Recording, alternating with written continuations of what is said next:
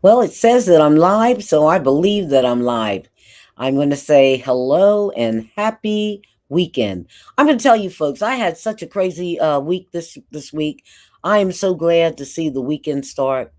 Some of you have already read some of the stuff that happened to me this weekend when we talk about what's going on with the Trenton. I live in the city of Trenton. So, what's going on with our Trenton government? We have four women and one man who have alleged sexual harassment, and in City Hall, they have alleged it that it was occurring with them against by a city employee, and I'm not going to name the employee, but we had to have a little rally a few days ago. We had about 40, 50 people show up for the rally.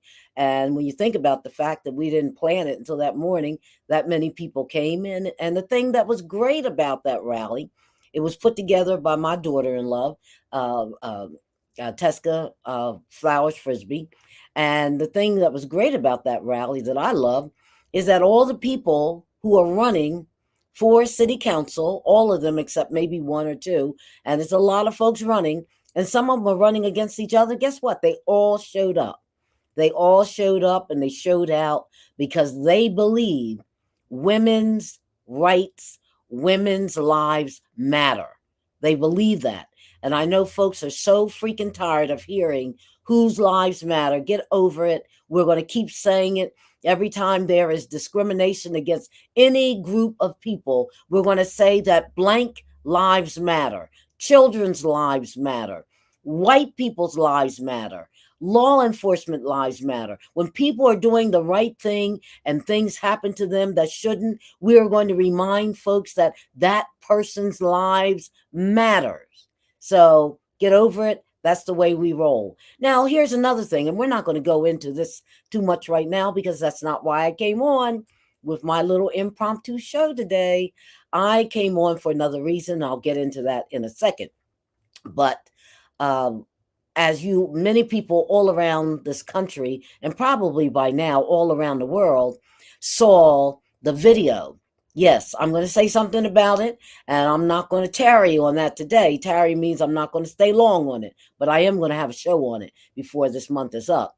Because in Bridgewater, I'm not a happy camper. When I looked at that video, and I've looked at it about 30 times, and if you all haven't seen it and don't know what I'm talking about, you need to click on the internet and put in Bridgewater Mall, and the video is going to pop up.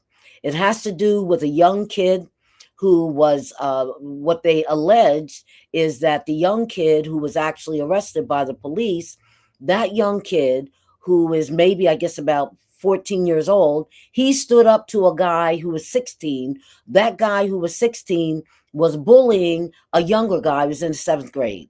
Now, what's so unusual about this whole thing? Well, the guy who was 16 was a white boy. The guy who was 15 who stood up to him, or 14 who stood up to him, was a black boy. And then I don't know the ethnicity of the young guy who's being bullied, who was being defended. But when the police got in at the mall, they automatically took the white boy and pushed him aside so he could sit on the sofa and kind of collect himself.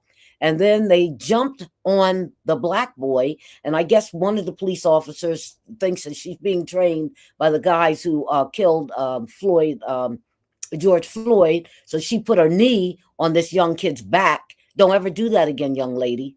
Don't ever do that again. Put her knee in this young kid's back, and then all of a sudden they cuffed him. Now, here's the thing that was interesting because I like to look at a variation of things.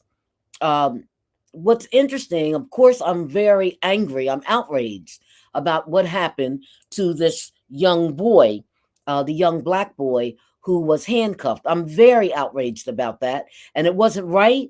And I hope that something is done in Bridgewater about this because they can't just keep saying we're investigating it. It's nothing to investigate. Those videos are so very clear. But here's what else I zeroed in on. And when you look at the video, you gotta walk with me on this one now. You gotta look at the video and see what you see. because I've talked to a few people since I talked about how I viewed the video, and they're like, Janine, I didn't see that. I've got to go back and look at the video again. Look at the video. When you look at the video, first of all, and I'm sure the young black kid doesn't like it a whole lot when he sees it, but that young white boy was getting the best of him. So when the cops came, the young white boy is on top of the young black boy. The police pull the young white boy off of the black boy and put him on the sofa, and then they cuffed the black boy. So if it's just good policing, the last thing in the world they would have done was cuffed the black boy. He was on the ground. The white boy was on top of him. That's the first thing I noticed. And I'm not a detective, but you don't have to be Eisenstein to see what I saw. Second thing I saw, the young white boy, because he's probably not a bad boy. He may have been involved in bullying, and that makes him a mischievous kid, and his parents need to get his act together, because bullying is wrong. And not only is it wrong in the state of New Jersey, his parents need to understand it's illegal. Now it's illegal to bully anyone, okay? But the young white boy, just to show how he was thinking, he was about as dazed as everybody else as to why they were cuffing the black kid, because he knew he started it. The young white kid knew he started it. So he's sitting on the sofa and he's looking around like, oh my God. And at one point he stood up and looked like he was actually going to go over to help the black kid who's on the ground. You can see that he's thinking, this isn't right. And then he sat back down on the sofa. Look at the video. At the very end of the video, and this is where I got tears in my eyes, to think that systemic racism in this country, it's got to be taught. This kid knew what was right and wrong. When the female cop walks over to him at the very end of the video, you know what the young white boy did? He put his wrist up, because he knew he should have been cuffed too. He knew he should have been cuffed too. If they were going to handcuff the black kid, he did like this. You know what the cop did? You're all right. You're all right. Shame on them. Yeah, I'm going to do a show on that.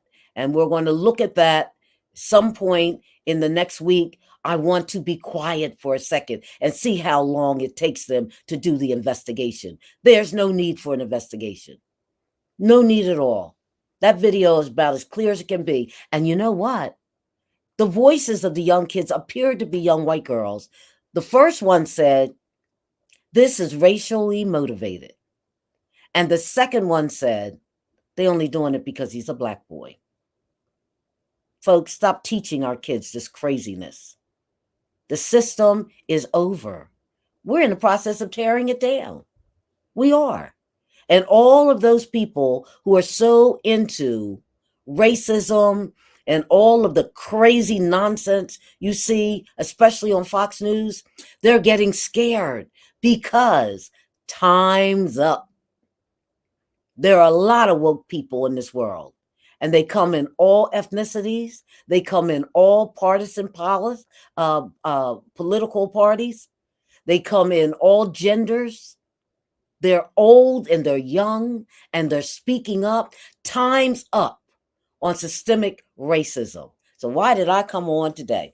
Not to talk about that, but it's along those lines. Because today we're going to do something we haven't ever done before.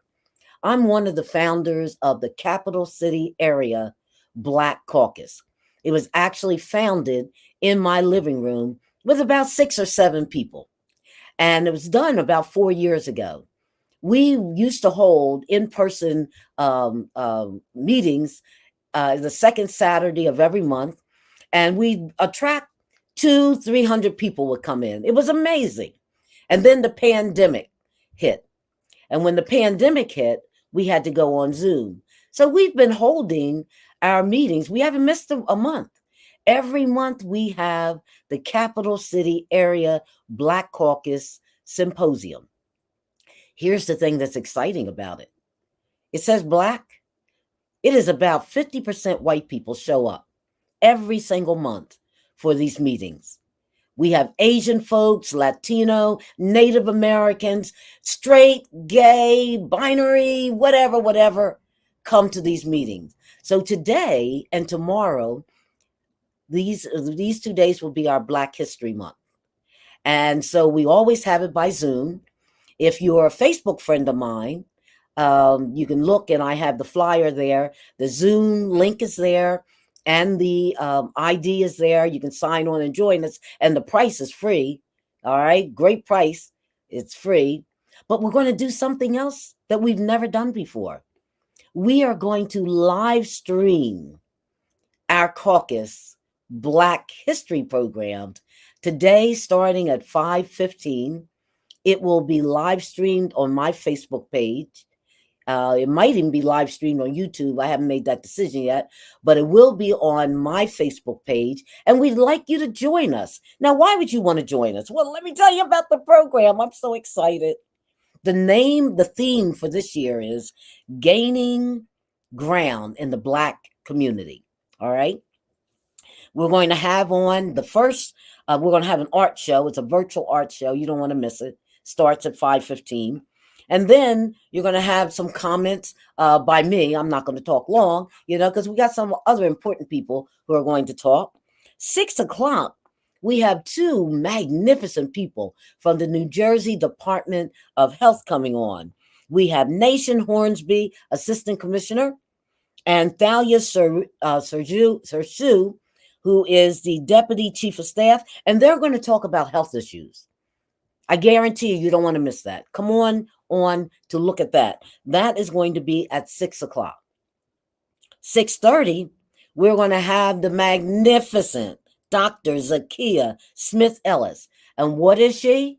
She is the governor's policy chief. She would be the chief. And I just absolutely love her. Well, I love all 3 of these folks out of the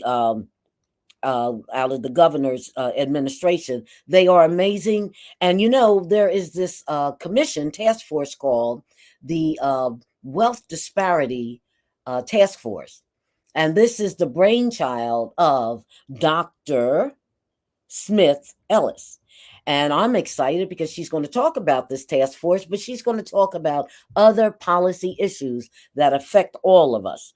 And then most of you know of John Harmon, the founder, president, CEO of the African American Chamber of Commerce. John is going to come on, and he'll be coming on at 7 o'clock. If you want to join us by Zoom, and you're my Facebook friend, you will see the link on my Facebook page. So just go up on the page and find the post, and all of us there. If you want to join us in the live stream, just be there or be square. 5:15. It will be live streamed through Zoom. Now, tomorrow, let's talk about tomorrow. Congresswoman Bonnie Watson Coleman, who normally joins us, won't be able to join us on the Zoom this time, but she sent a magnificent video message. It is the bomb. You don't want to miss that. And then we're going to have public safety in New Jersey.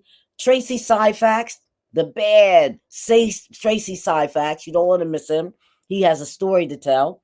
And Giles Shipp, who is one of our experts in the state, and Anthony Onofre, who is the Mercer County prosecutor. And let me tell you something. Yes, look for it. We are going to talk about Bridgewater tomorrow, okay? We're going to talk about that more. Then we're going to have Dr. Lamont Repollet, president, former commissioner of education, and a former superintendent of schools, I think Asbury Park, I'm not sure. Don't hold me to that one. He's coming on at 9:30, and he's going to give the education update. 10 o'clock, the very honorable Leroy Jones, who just had a big win. They finally got our map together for the new congressional map, the new legislative map. So he's going to talk about that. We really want to hear what he has to say on that. We have a video message from the Secretary of State, Tahisha Way. She is a bad behind woman. And now here's the part that I'm excited about. As you can see, I'm pretty hyped about all of it, but I'm excited about this. The former Attorney General, Andrew Bruck, who many of us just, we love him. We love him. We love him. Love him. First LGBT Attorney General in the state of New Jersey. He is married. He is the proud father of a wonderful daughter. We are going to honor him tomorrow. So you don't want to miss that. If you're not going to stay on for the whole thing, come on at 10:30 because I'm going to be doing the honoring. And we have some surprises for him. He is going to, and if he doesn't cry, Andrew, you hear me right now, I want to see one tear. But we're excited about that. Then we're going to have some county commissioners coming on. That guy, my favorite son in the world, Sam Frisbee, Commissioner Frisbee out of Mercer County, Commissioner Theodore Best, TJ we call him, out of Passaic County, and Commissioner, the really Dr. Angela Garrettson out of Union County. Senator Shirley Turner is going to introduce the spanking brand new Senate President, Nicholas Scutari, who I'm in love with. And we're going to hear what he has to say, what his vision is, and about diversity and all of those things. But he's going to talk about his vision for the new legislature. Then the Honorable Assemblywoman Verlina Reynolds Jackson is going to introduce our Speaker of the Assembly, Craig Coughlin. We are all excited about that. So now I'm winding down at the end of this impromptu Janine LaRue-less Cafe, because the bottom of the program, which is going to be probably the meat, it's not the dessert, because it's going to be some sparks are going to be flying, but people are going to tell it like it is. At 11:30, we will have Black Leadership Hot Topics Roundtable discussion. And who's going to do that? The Honorable Shavonda Sumter, who is the chair of the New Jersey Legislative Black Caucus, Phil Wolford, who's the COO of the African American Chamber of Commerce, our Honorable Verlina Reynolds Jackson, who just got a leadership position. We're real proud of her.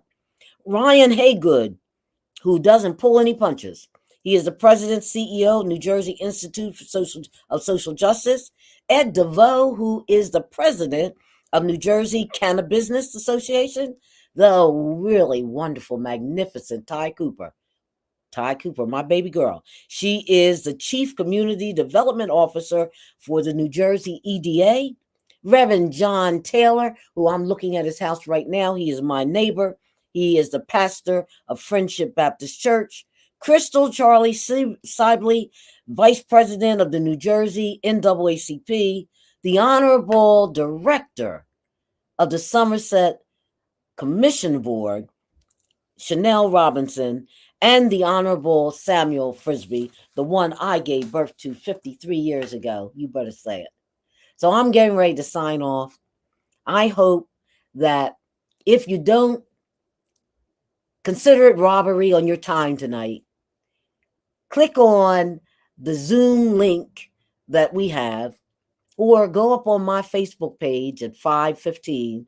And even if you just have your cell phone, if you just go up on my page with your cell phone, you'll be able to watch it from your cell phone. Share.